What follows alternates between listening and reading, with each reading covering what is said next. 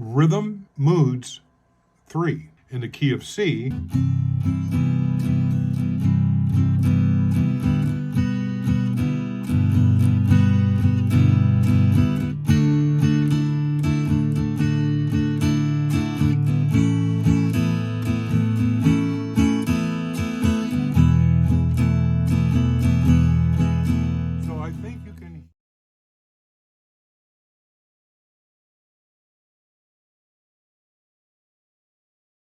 So this chord progression, I would memorize it.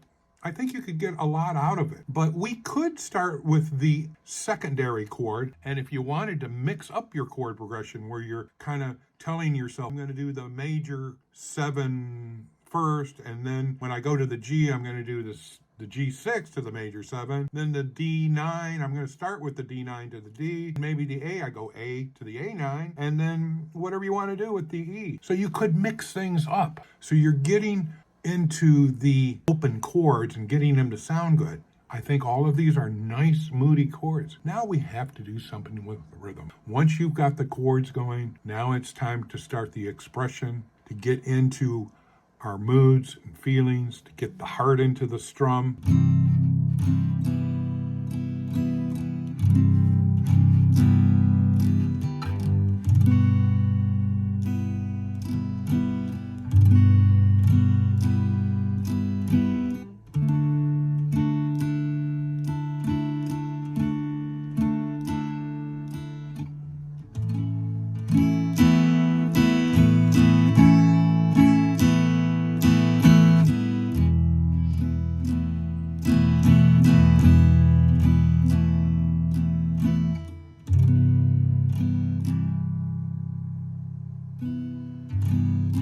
Now, once you work with that rhythm and you're starting to express yourself with the loud and soft and the dynamics, maybe the timbre, the coloration of where you're strumming, back here at the bridge, where you're strumming your chord, moving your timbre around, roll into that brushing technique, or up, like down, up.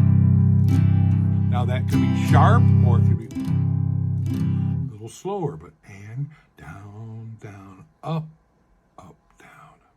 You keep the rhythm, the timing's the same, but you can do things with your strokes, with your rhythm, okay? With your strum, the dynamics. And whether it's a brisk strum or a slow, arpeggiated almost strum, where I go,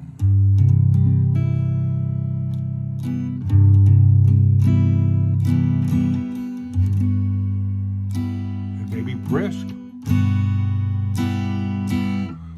What kind of feelings? What kind of different kinds of strums? Use your imagination. Be creative. Try things. You might make some really great discoveries on this journey of rhythm and moods.